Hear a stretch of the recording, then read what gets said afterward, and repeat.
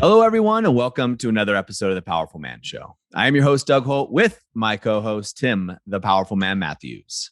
What's going on, brother? Yeah, I'm feeling great.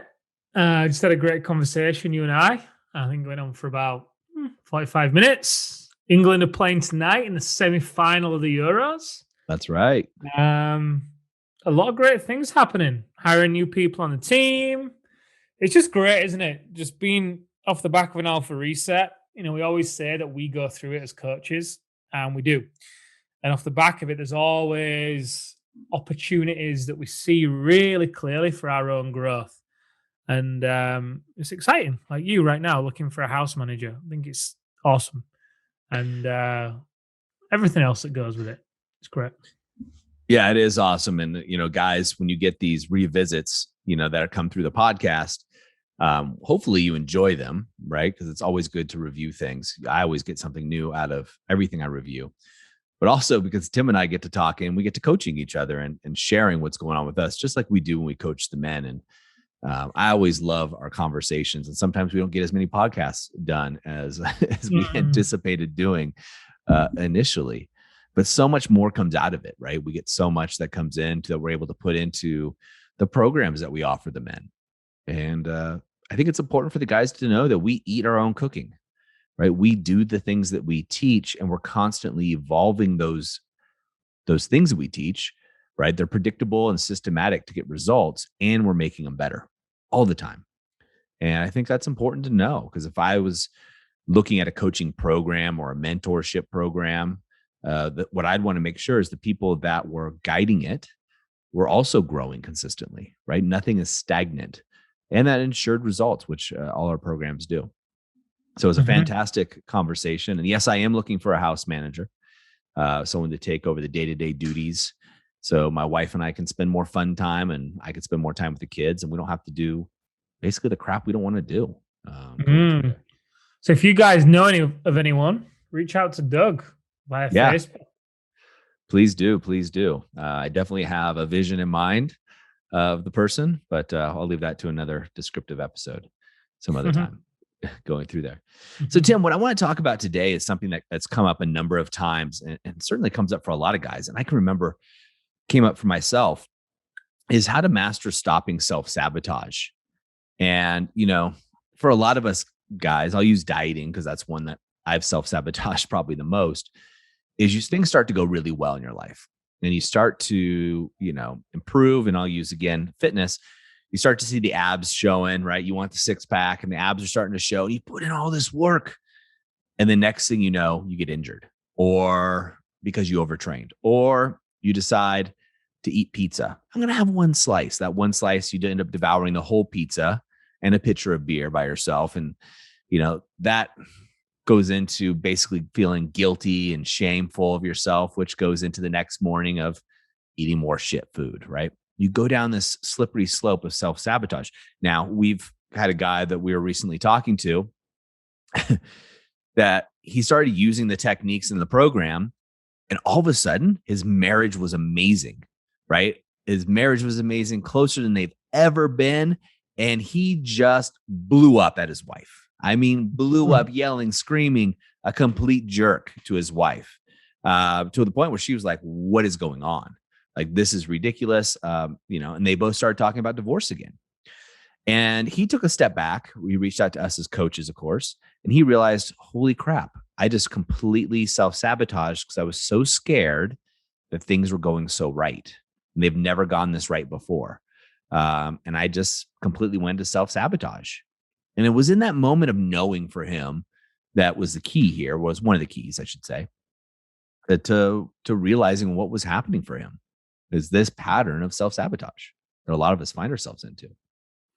I was on the Inner Circle call today and I said two words to him: upper limit. Yep. So do you want to dive into that? Yeah. I want to dive into what an upper limit is. And then what I want to talk to the guys by the end of the podcast is what you can do. What is the answer to stop self-sabotage?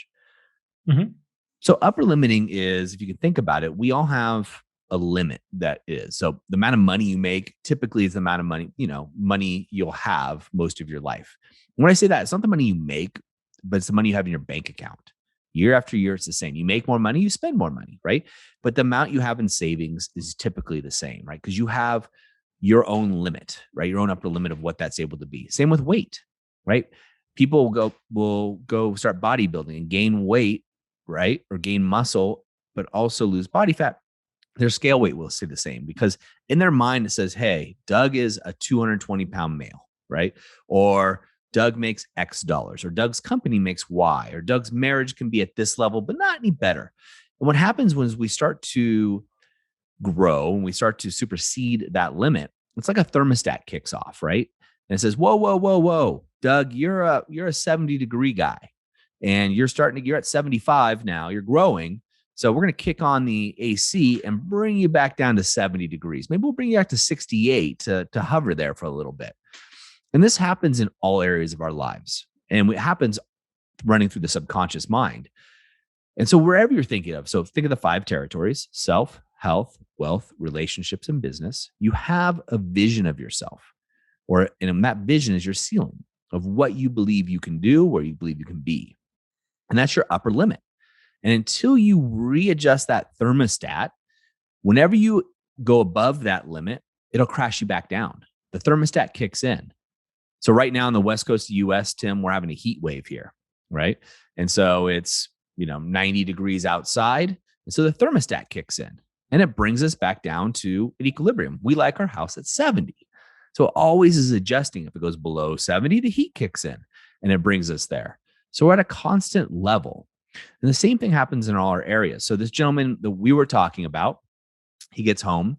Marriage is like going great. He and his wife are connecting for the first time in, I think it was 10 years. Like it's been absolutely amazing. And he upper limits. His thermostat goes, all right, this is too good. Let's bring it back down. And so his subconscious mind or his ego says, let's start a fight. There wasn't a fight to be had. He just created a fight, which created a yelling match, which escalated, which he did. And that got him the result until he stepped aside and went, holy crap. It's never been this good. And I got scared.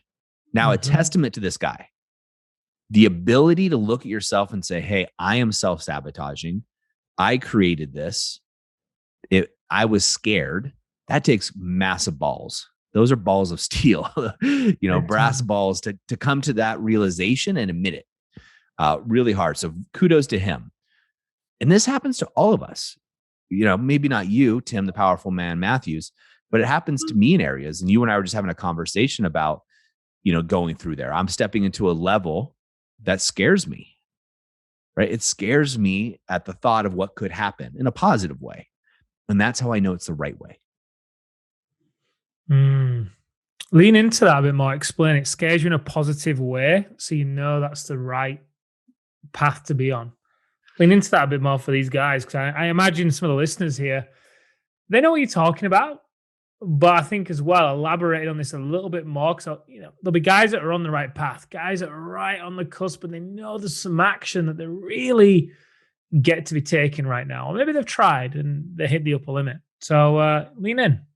Yeah. So this can be a 6-hour podcast at this point to go over all the ways that you do this, because we do this for so long. So when I'm making goals or decisions on when I'm looking to grow personally, there's only a few people that I take advice from, or instead of advice, I'll say their opinions, right? And Tim, you're one of them. Arthur is another. And we were together for 21 days in the UK, or roughly 21 days in the UK. And so coming there, it's like, what are my levels and opportunities for growth?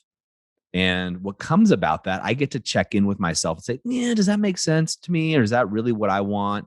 And what happens? And so one way that I judge this is how I feel. So an example could be is, Tim, you might say, you didn't say this, but you might say, Doug, you should run a marathon. Okay, I've done that before in my life, and it doesn't really scare me. It doesn't interest me either, but it doesn't scare me. I'm like, oh man, that feels tough. And it would be tough, by the way, but that just doesn't feel right. So when I look at the level of growth, what I'm feeling into is, wow, this scares me. So something that could be for you guys listening, the way I used to be is being very vulnerable with my wife and sharing all my fears with her. The fact that I used to be scared that she was going to leave me. The fact that I used to be scared that I didn't know how to be the husband she wanted me to be. It scared me and made me feel like shit, quite honestly, because I just didn't know how to do it. And I felt like less of a man. So I didn't want to tell her that, right? Because I'm a tough guy. So with this, for me, what we're talking about, my next level of growth, and I'll just call it release the brakes, so to speak, at the man that I foresee going into that. And obviously there's a lot that goes into this release the brakes idea. It scares me, but in a good way. Like I'm like, oh my God, this is making my nerves, the butterflies in the stomach, so to speak. I can feel the tingling in my shoulders and as my lats start to contract, which is a little bit of fear. But I lean into that fear. I know that's how I break through the next upper limit. Because where somebody else's, my old limit, I'll use the thermostat analogy, where it used to be 50 degrees, then I brought it up to 60 to 70. Maybe now I'm able to go up to 90. Shit, what's it going to be like at 91 or 95? Whoa, that's going to be crazy. And am I willing to put in the work potentially or surrender into that possibility of doing it? And part of that has to go with letting go of your identity of who you are now, letting go of all your stories, and allowing yourself to sink in to this new limit, to this new person that you're becoming. Now, I know it sounds abstract. I'm going to keep going, Tim. I know it sounds abstract as you lean into the microphone. But think about it this way. When you were 21, right? You had to let go of your thoughts, your beliefs of the world, who you thought you were at 21 to be a man at 35 or 40, right? You're a totally different man at this level, right? So that's an age constraint, but there doesn't have to be an age constraint because that's time. You can actually do that same transformation without time by letting go of your identity, the identity you have about your marriage with your wife, the identity you have about you as a business leader. Part of it is imposter syndrome, right? You got to shake the imposter syndrome. You'll always have it, but that's part of the thing. If you step into this new identity, this new version of you, right? And here's the key, guys, you can never step into a fake version of you. In other words, you can't actually fake it, right? You can fake it a little bit, but you can't become somebody you're not naturally inside of you. You just can't. Never seen it happen. But you can become a better version of you or an alternate version of you that exists already inside of yourself. By stepping into that version of you, you have to kind of kill the old version of you, the old stories. Maybe letting go is a better way of thinking about it. Let go of those things to allow yourself to do it. When your ego is constructed and designed to keep you exactly where you are. Because it's safe. Right now, wherever you're listening to this, I don't even care if there's bombs going off in your backyard, you're safe according to your ego. And it's going to keep you at that homeostasis because you're alive. Now, stepping into the unknown. So this guy, all of a sudden, his marriage working, that's unknown. That's friggin' scary. And that's a change that the ego doesn't want. And so it's our job, right? For me, again, the trepidation, the fear, I know that's my ego speaking. And I get to squash that little bastard and move forward in the direction I want to go. Yep, you certainly do. For me, I like to, and by no means am I perfect with this at all. But I like to embrace this as much as I can in little ways. And I remember a few weeks ago, Amelia and I were at a restaurant that we love to go to. And we both love this particular dish, right? So every time Amelia orders the same, it's a pizza. So the same pizza every time. She loves it. It's predictable. She knows what she's going to get. She knows that she's going to have a meal that she can leave feeling satisfied, right? And this time when we were there, she ordered her usual. I just felt the urge to go for something totally random. So I followed the urge because it was there, right? I ended up ordering this pizza that I didn't like at all. Yeah, I ate most of it, but I didn't like it as much as the usual one that I liked. But the exhilaration I felt just from breaking the norm, and I know it's an extreme example, just ordering something different, but when you realize that the box that you've put yourself in and you find the ways to break it, be it ordering different food, we spoke about this, dopamine, taking a different route to the supermarket, or whatever it is, just doing things differently. That's also a muscle that you can work. Going on adventures, right? It's like, why do people feel so alive when they go on adventures? Because it's unknown, it's uncertain, it's new. They discover a side to themselves that they've not really been in touch with for a while. It's exhilarating, right? The thing is, you don't have to wait until a vacation to experience it. It doesn't have to be a once a year thing. That can be a thing whereby it's a way of life for you. When you feel the need to change and squash the ego, because those, same urges to keep it safe and, stick to the known, those same, they'll come in, right? But the point I'm making is the more that you find the little ways that you can also break it on a day-to-day basis, the easier it becomes for you to continually change the set point of the thermostat. Because you realize that instead of being scared, you can find excitement in the unknown. Well, and it's so true, right? So when we talk about how to master stopping self-sabotage, so how do you actually stop this? Like, we all know we have self-sabotage. We're all doing it in one way or another. Now, if we have the upper limit thing, so how do we actually stop it, Tim? Well, first thing, you've got to realize it's happening, Yep. right? So hopefully this conversation for the listeners helps them start to realize that it might happen for them from time to time. They start to get some results, be it they start to lose weight, they start to have more sex, they start to have a record month in business, then all of a sudden something happens and back down to the normal set point. So the first thing is realizing that it's happening and noticing what you behave. Well, I say noticing what your behaviors are, more so just understanding why, which this conversation leads to. And then the second step, once you've understood that it's happening and why it's happening, is to fucking break through it. Quite frankly, there's no other way than to literally grab your fucking balls and bust through it. It's as simple as that. There's going to be so many urges inside of you to not want to do it. You're going to have to fight that internal resistance and just bust through it. And it doesn't become easier. Just to, be the bearer of good news, every time you bust through an upper limit, you're going to face a similar internal resistance. The good news is the internal resistance you're going to face is usually going to be the same story. For me, it's the story of not being good enough. That's someone I overcame many years ago. And when every time I level up, that same story appears in a different way. It's always the same conversation that I'm in with myself of being deserving of having more, being speaking up, speaking out. It's the same story for me. So it's going to appear in the same, it's going to be the same thing that appears. You've just got to bust through it. What I like to do is declare it. I like to tell people what I'm committed to. I like to make it very clear where I'm going, and then I'll shift my environment to match it. One of the things I'll do is put alarms on my phone. So, as I said, we went through the alpha reset, and coming out of it, there's some growth that we get to do. So, the alarms on my phone right now go off at midday. Are you releasing the brakes? Second one, 2 hours later, are you playing all out?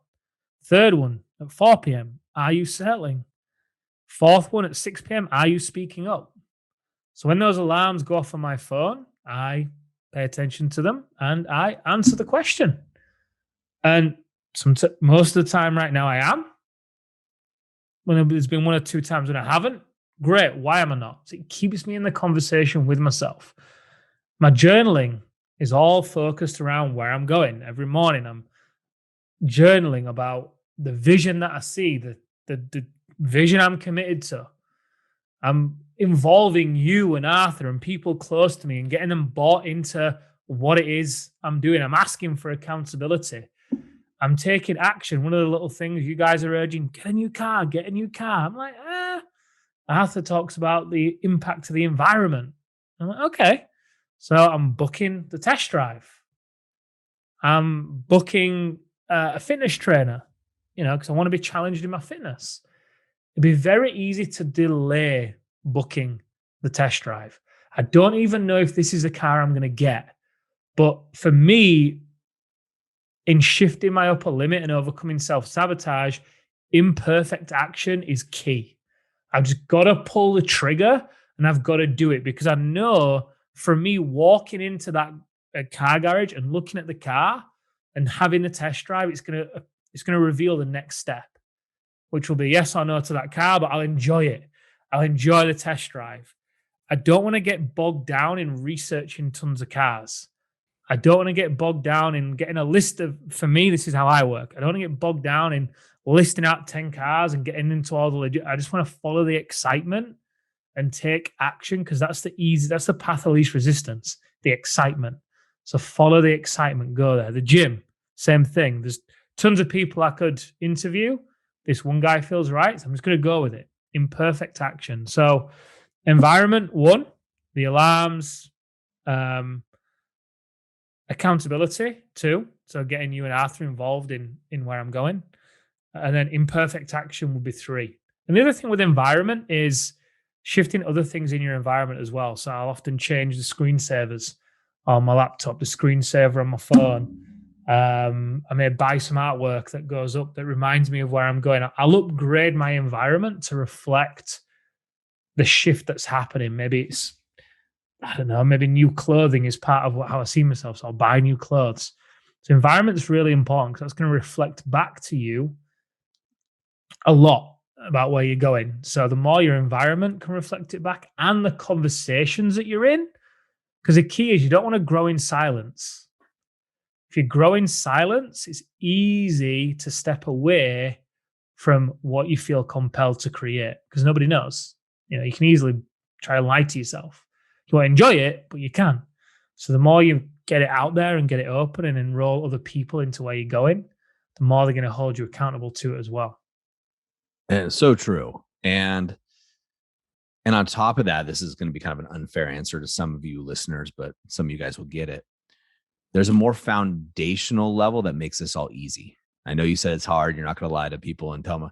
But the truth is, there's a really easy way to do this. And if the men that were just at the Alpha Reset or anybody that's been to one remembers the energetic state they were in at the end of day 2, beginning of day 3, if you operate from that space, self-sabotage is no longer an issue. It just goes away. Now it could come back and rear its head, but if you start from that foundational space, this all becomes fucking easy. Right. And so try to be as fair as I can to everybody that hasn't been to one.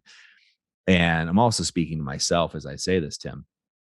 But the reality is stepping into the space of just really standing in your own power, but from a space of love, not machismo, like, oh, I'm just strong, I'm powerful, but a space of love and flow. And I hate to use the word, but surrender, because it just sounds so weak to me, but that's another thing. But in that state, really, that space of surrendering into it, it's easier than grinding it out. Now, I agree with all the things you said are necessary to get you there, right? You need the alarms on the phone, awesome tool. Upgrading your environment, awesome tool. Doing the actions, setting the scene, close, whatever it is, being that person, awesome. There's a reason that we say it's be, do, have rather than have, do, be, because you have to be that person before you can break the self-sabotage. Again, I'll use fitness because all of us guys pretty much get it, right? If you're working out hard to lose weight, that's a struggle. But if you become an athlete, then eating well is just part of what you do, right? Working out is just what you do. Just what athletes do. It's not a question. It's not a struggle. But you have to go to that place of surrendering into it.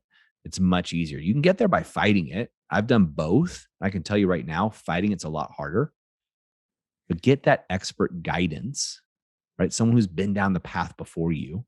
Not only that, but it's more important than having somebody that's been down the path before you. Somebody who has proven to guide other people down that same path. That's more important. Right? Just like the gym, you don't hire the personal trainer that's got the body you want because there's genetics, there's all kinds of things that play into that. You want to hire the trainer, even if they're fat, who's been able to get people in great shape. That's the key, is the teacher. So the surrendering aspect into this, the allowing, which Tim, this is probably one of the things that I admire about you is you really allow yourself. Like, I'm just going to go buy the car. It feels right. I'm going to buy it. There's no resistance. You don't have spreadsheets up. Maybe you do, but I'm guessing you don't with, Mhm. reading all the reviews and everything that's going on there. You just allow it to happen. And that allows you to move quickly. Where a lot of us in self-sabotage, part of the thing we do is we get stuck deliberating. Is this the right program for me? Oh, what if, Tim's British or Doug's American? Like, they won't understand me, or whatever. I'm black, they're white. I'm white, they're black. Whatever it is, we make up these excuses. And that's what allows self-sabotage to anchor itself to us. And every time we tell these friggin' stories, the anchor gets deeper. But when we just friggin' surrender, let it all go. And again, I'm making this sound easier than it really is for most everybody that I've experienced. But when you have that feeling, you can bring it back. Well, the thing is, letting go, specifically, you're letting go of control. And that's the scary thing for people if they let it be scary, right? And growth often can be messy. Mm. It's chaos, right? It's like there's a law. It goes through cycles of destruction, chaos, destruction, rebuild, chaos, destruction, rebuild. It's just how it goes. And it's like if you look at nature, look at the trees. Winter come, autumn, winter, the trees are bare, they're shed, they're brittle, they're frail. You can easily knock a branch off it. Then spring rolls around and summer, and it's a whole new tree for the most part. New leaves, branches are revitalized, and then it goes again. Look at a caterpillar, right? Goes from a caterpillar, hibernates, turns into a butterfly. That's how it works. You have to go through a period of breakdown and letting go of the old in order to create space and embrace the new. But if you're not willing to do that, then you're gonna, which is what happens in self-sabotage, then you're trying to keep hold of the old identity whilst also trying to create a new one. And there's no space for either. And you end up on the fence in your own life, which is a really sucky place to be. Whereas you've got to just overcome the inertia. And that's what the guys at the Alpha Reset do on day 2. They just blast through any and all inertia that is in their life. Yeah, they do. Hence why it's so freeing for them, because then they're in momentum. But right now, listening to this, maybe you don't have an Alpha Reset. So that's where you just got to grab hold of yourself and push through that internal inertia, the desire to want to maintain control. Because the reality is, you've never been in control, and you're not in control. That's the paradox of control, right? You're not in control of anything in this life. No one is. So the more we crave and trying to hold on to something that we actually never had, that's like insanity, right? So just enjoy the ride. Like you always say, you've got one ticket. Enjoy it. Enjoy it. I've heard stories before that I've shared with you about people close to me. One of my friend's fathers spent his entire life working to build his business. A family tragedy hit and lost his nephew.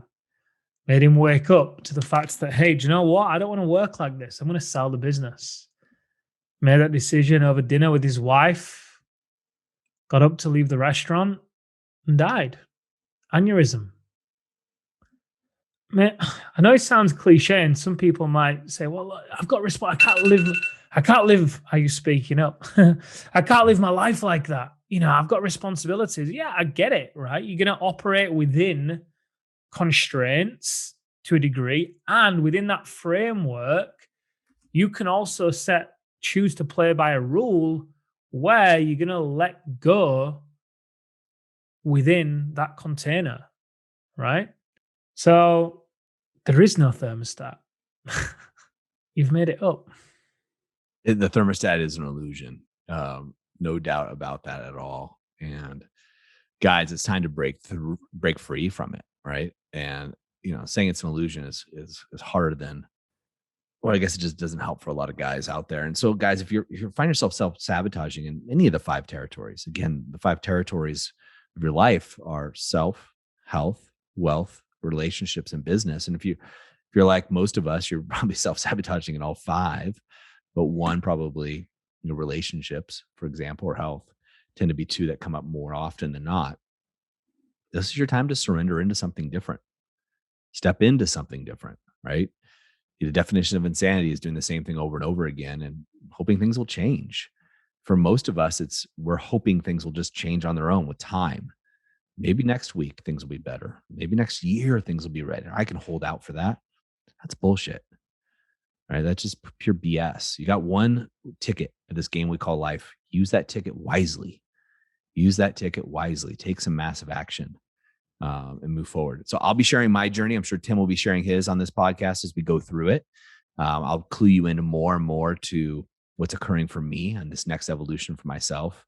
And I've got amazing coaches on my side that guide me and keep me accountable with Tim and Arthur and the other coaches through the program, as well as, a lot of you guys. And that's the key. Surround yourself with great people, guys, because it makes growth exponential and makes life so much richer. So much richer.